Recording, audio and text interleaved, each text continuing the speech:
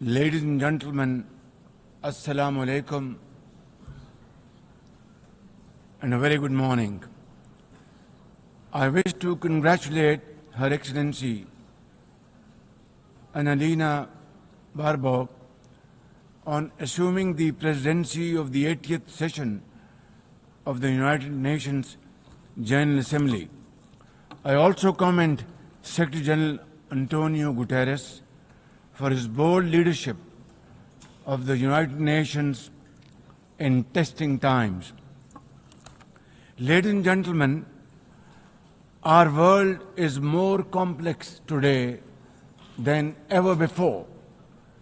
Conflicts are intensifying, international law is being brazenly violated, humanitarian crises are multiplying, terrorism remains a potent threat, disinformation and fake news undermine trust, climate change threatens our very survival, and more so countries like Pakistan.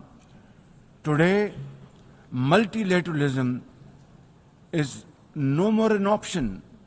It is need of the hour.